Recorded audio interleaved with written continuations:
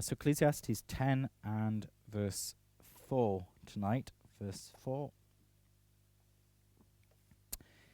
If the spirit of the ruler rises against you, do not leave your post, for conciliation pacifies great sins. There is an evil I have seen under the sun, as an error proceeding from the ruler. Folly is set in great dignity, while the rich sit in a lowly place. I have seen slaves on horses, while princes walk on the ground like slaves. Amen. That's our portion.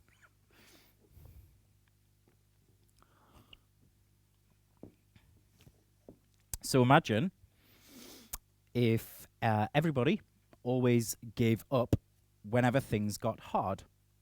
Kids gave up on learning because maths is hard, science is hard, English is hard. Husbands walked out on families. Workers quit under pressure. MPs refused to serve the country. Doctors refused to heal. Police refused to defend. Ministers refused to minister. Christians refused to worship. Then what? Everything would fall apart. We would move to a place of absolute anarchy and chaos and decreation. And yet, there is a ton of folk who live just like this, without responsibility to the community, without responsibility to society, without responsibility to the church. And so why is it that everything doesn't fall apart? Why not? Because there are others who choose to bear hard things. That's why. Every time we choose not to bear something difficult, there is somebody else who chooses to bear the difficult thing. And that makes life better for everybody. That promotes the greater good. That is a dignified way to live. How much more ought this to be true? Ought this to be a quality that is found in us as the people of God? What we have here is a call to bear hard things. A call to bear hard things. You think how? And the argument is going to proceed in 3 steps, the 3 points. But it's progressive argument. The first is this: wisdom seeks her reward in God, not in life. Wisdom seeks her reward in God, not in life. So that's not to say that in seeking our reward in God, we won't be rewarded in life. That might happen and it might not. But it is to say this, that wisdom, whilst not immune to hardship, misfortune, injustice, whilst not rather partial to some reprieve and some riches and some pleasure, should God grant it, nevertheless, wisdom always seeks her reward in God, irrespective of what follows, irrespective of the consequences. And so that's really obvious here in verse 5. There is an evil that I have seen under the sun, so much evil that the preacher sees in this book stuff that ain't right and ain't fair. And he's going to here speak of another evil that he sees in regard to authority and rule. So we've had some of this before in chapter 3 and verse 16. I saw under the sun, in the place of judgment, wickedness was there. And in the place of righteousness, iniquity was there. And this has consequences, serious consequences. Chapter 4 and verse 1. Look, the tears of the oppressed, but they have no comforter. On the side of their oppressors there is power, and they have no comforter. And so here he's going to address another evil that comes with rule. And this is, in this case, rulers who make bad judgments and poor appointments. In verse 6 he says, folly is set in great dignity, and the rich, which I take as a metaphor here for wisdom, but also it speaks to the riches that come from wisdom that would qualify and endow somebody with the gifts for rule. The folly is set in great dignity, but the rich They're in lowly places.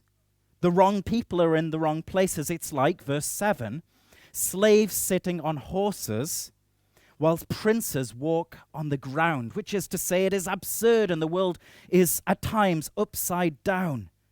Great leaders are nowhere to be found and fools sit on the thrones.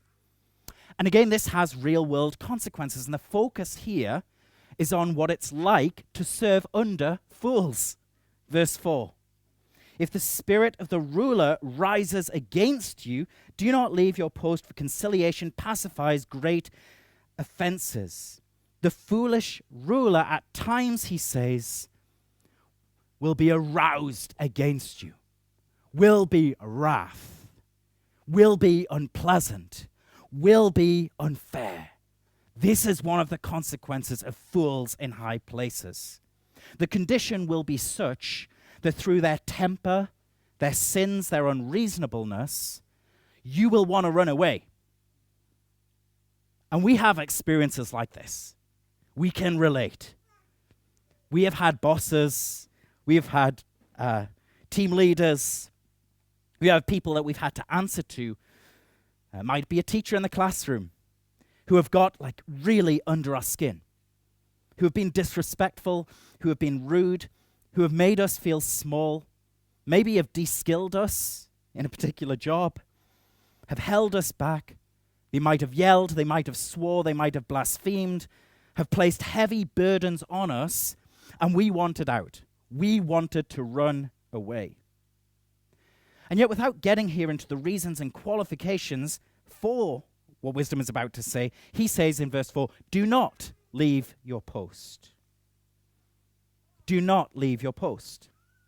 In other words, and the point here, and this point is this, the path of wisdom at times chooses greater pain, greater sadness, greater humiliation over greater ease, greater happiness, and greater comfort. The wise at times choose greater pain, sadness, and humiliation over greater ease, happiness, and comfort, because it is it is easier, it is happier, it's more comfortable to run away. But that is not the path of wisdom in certain cases. And we see it clearly in the life of Christ. These very powerful verses, Hebrews chapter 5 and verse 7 say this, who in the days of his flesh, when he had offered up prayers and supplications with vehement cries and tears to him who was able to save him from death, and was heard because of his godly fear, though he was a son, he learned obedience by the things which he suffered. These are powerful verses. The Son of God in the flesh went through a season of letting up vehement cries with tears, torment in his soul, and suffering. And this was the path of wisdom. This was the path that God had chosen. The passage doesn't convey, in any sense, the idea that he approved of evil. The passage doesn't convey that he wasn't working to undo evil, which of course he was working to undo evil, but that he endured great evils. If this is the path of wisdom and of Christ, the choice to suffer, though suffering is never the end, what does it say about the nature of wisdom? What does it say about the nature of wisdom? It says this, that she is unmistakably not seeking rewards in life, but rewards in God. The goal of wisdom is not the best situation, but the best relationship with God. The deepest desire of wisdom is not for what is easy, but is for God. And so the psalmist says, Psalm 16:11, in your presence is fullness of joy, and at your right hand are pleasures forevermore. Wisdom seeks her reward in God, not in life. Is God your prize, your end, and your treasure? Is God your end, your prize, and your treasure? See, if it is, then secondly, we know in any given moment it is better to please God rather than man. If we as the wise seek our reward in God, not in life, then we know that in any given moment it is better to please God rather than man. Crucially, better to please this man. Better to please God than to please me. Better to please God than to please oneself. So God is going to ask of us, ask of the wise, things that work against our nature. I think about Christ in the garden. I've talked about this before. But as he is wrestling with the Father, there's no sin in Jesus. There's no Messiah. His will is not in any sense bent. And so in what sense does he struggle before the Father? Your will be done. If it is possible, let the cup pass from me. Well, I think it can only be the voice, the natural voice of his human nature, whose every instinct is to live. But he, in his will, knows that he must die. He must work against his nature. Such is the call that God places on the Christian at certain times. Such is the general call that is placed upon the wise. A call of self-denial. A call of self-mastery. A call to choose to bear hard things. Except, of course, we don't want to do them. Of course we don't. If you were in the heat, verse 4, of a ruler who is aroused against you, just laying into you, and you are demoralized and you are crushed, then every instinct is to run away in self-preservation or to erupt in self-defense or self-vindication. Who do you think you are? To kick off. Sometimes people have dreams like that when they're in stressful situations. And yet God here says, stay. God says, stay. And not only does he say stay, he goes further. He says stay in order to conciliate, in order to be calm and composed so as to bring great sins to their resting place, to calm the situation. In other words, have the patience of a saint. Weather the storm until the fool has stopped his silly fit. Parents do this all of the time. Parents have to do this all of the time. If you've got toddlers, there is absolutely no reasoning with them mid-tantrum. And there's no negotiating either with terrorists, and so you never abandon boundaries when you're dealing with a tantruming child. But what you do have to do is bear their screams. You bear their insults. You bear their injuries, the whole time remaining in control of yourself. I mean, ideally, that's what you're going to do. Sometimes parents fail. But good parents, and when we are better parents, we remain in control of ourselves. And though this little person that we have given life to and that we have poured ourselves into is saying the worst possible things to us, sometimes hitting us over the head with physical books, as Lucy did to me the other day, in jest, we have to bear it until the passions have stilled, until reasonableness returns to the child, and then we can say, okay, now can we talk about why that behavior was not very good. Parents have to put up a lot from their children. But they're our kids, and they're only little, and we love them. It's a very different game with an adult, with somebody who should know better, somebody who should be better, somebody who should do better, and who can impact our lives in profoundly negative ways. And so, every instinct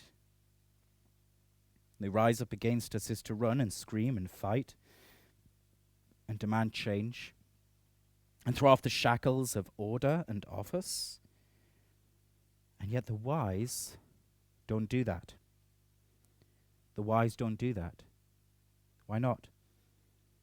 Well, they seek their reward in God, not in life. And therefore, in any given moment, it is more important to the wise to please God and not man, including one's own self. And so if God says, stay, be calm, and bear it, the wise say, not as I will, but as you will.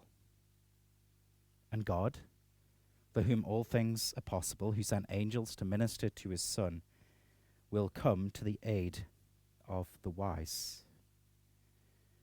Wisdom seeks her reward in God, not in life, and therefore in any given moment it is better to please God than man, including oneself. Once we get these two, then we know if he says stay, then we must stay, though it hurts and pains us very much. There's a third reason, though, and that is this. The wise, and we've done something like this similar before already in the book, there is repetition. The wise are dignified in bearing hard things. The wise are dignified in bearing hard things. And this is counterintuitive, and it feels just the opposite. In fact, what is the justification for people when they flee something difficult, a hard situation? What is their justification? You know, what do they say? Well, I was humiliated. They made me feel like nothing. I had no voice. It was a toxic situation. It was a toxic relationship. And there are times and places where that might be the case, so severely so that it is right to leave if we were asked or compelled to sin. But these are the exceptions, and we're not dealing with exceptions here. But what we are dealing with is a general and worrying trend that we see, and clearly the preacher saw too in his day because it's part of human nature, which is that people lack fortitude. People lack stickability. People lack an honor in fulfilling their duty, in bearing with difficult things. They lack grit and a determination to see things through that they have committed to. And they justify it by saying, I have my dignity. I have my dignity, so I will not bear this awful situation. I have my dignity, so I will not be made to feel small. But maybe the truth is the exact opposite. Maybe the human is more dignified when they bear hard things for the right reason. Notice in verse 6, the rich are still rich. They are in a lowly position, but they are still rich. And the prince is still a prince, though he has taken the place of a slave.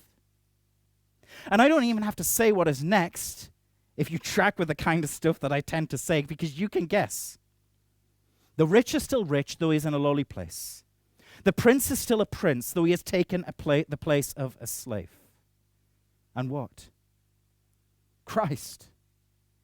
Christ was no less the prince and son of heaven when he took the form of a slave and when he was humiliated to the point of death. This did not diminish the dignity of the Son of God to take the form of a man, to take the form of a slave, and to suffer the shameful death of the cross. In fact, in that act, what was he doing? He was restoring dignity to man. He was restoring dignity to humanity.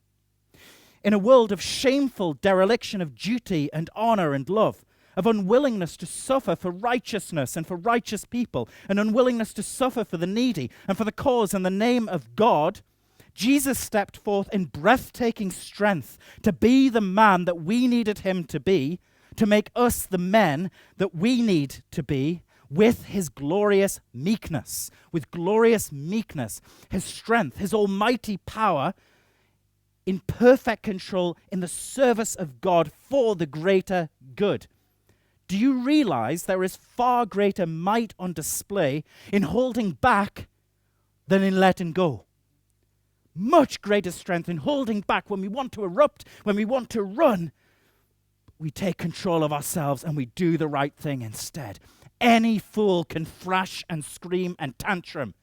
My kids can thrash and scream and tantrum, but it is only the wisest who master their own spirits. Proverbs 16:32, he who is slow to anger is better than the mighty, and he who rules his spirit than he who takes a city. The height of human dignity is found in the humanity of Christ bearing the sins of the world. And so too, to a lesser degree, with Job, in bearing with the indignities of his friends, the suffering that came into his life with faith. And so the dignity of Moses, who bore with the stubbornness and the foolishness of the people with faith for God. And so the wife that Peter talks about, of the unbeliever who in submission wins her husband without a word, with a gentle and quiet spirit, which is very precious in the sight of God. Meekness. The meek will inherit the earth. There is a dignity, a greater dignity, in bearing a hard thing than in fleeing, than suffering pain, than doing what is easy, when we are doing it for the right reasons, when we are doing it for God, out of a sense of duty, out of a sense of commitment.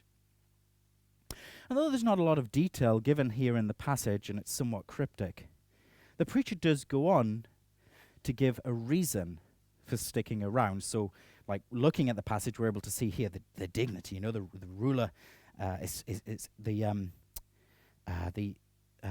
rich is still rich, though in a lowly place. The prince is still a prince, though in the place of a slave. But then he goes on to give like a reason.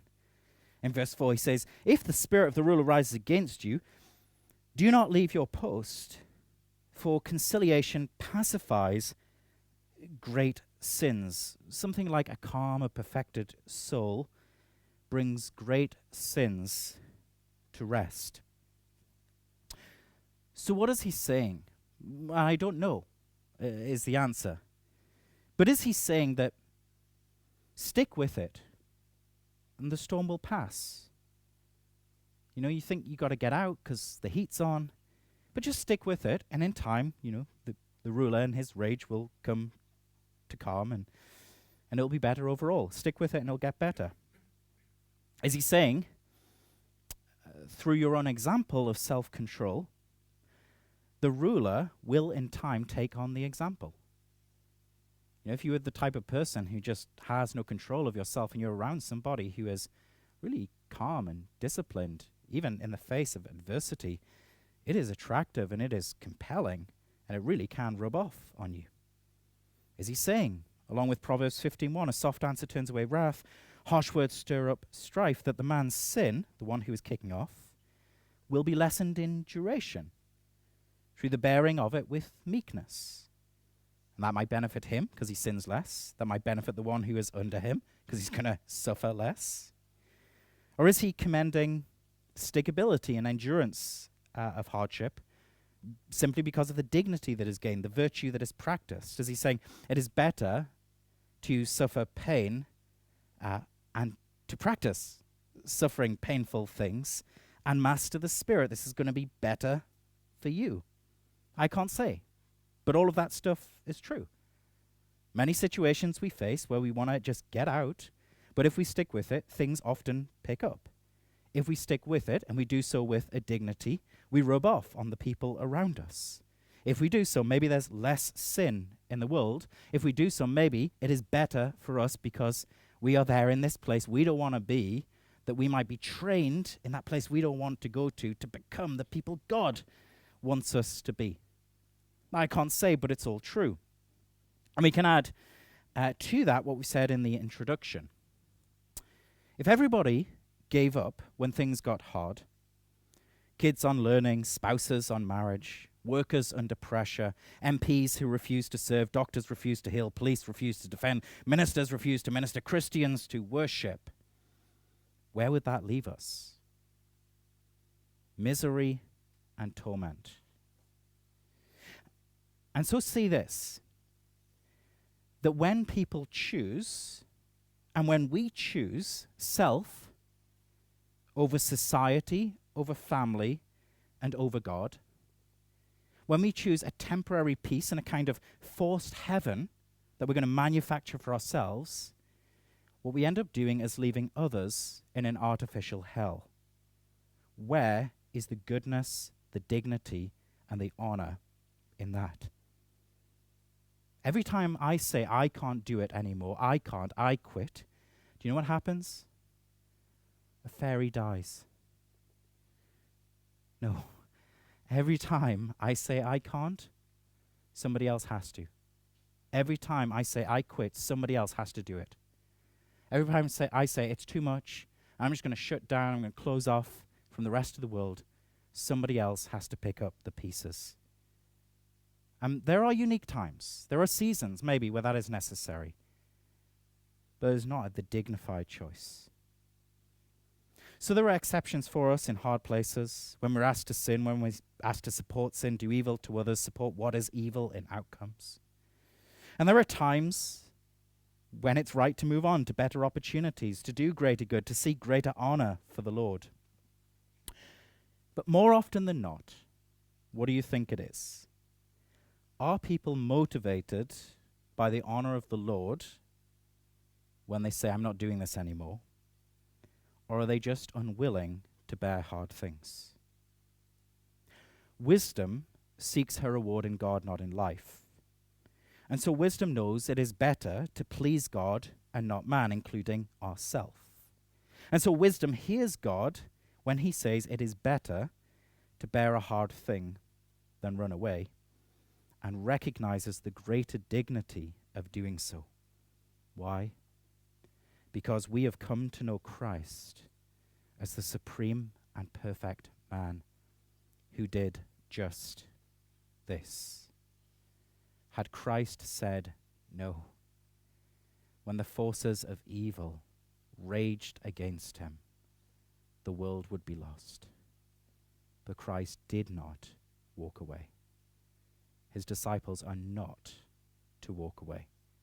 The path of the wise sticks at a difficult thing. And so, please, would you seek the Lord's help, and would you seek it for one another to rise to a greater dignity and virtue of life, bearing what is hard, not quitting, not abandoning, fulfilling your vows, doing your duty, keeping your word, being one of the strong who carries the weak in your sufferings for the honor of the Lord. Amen.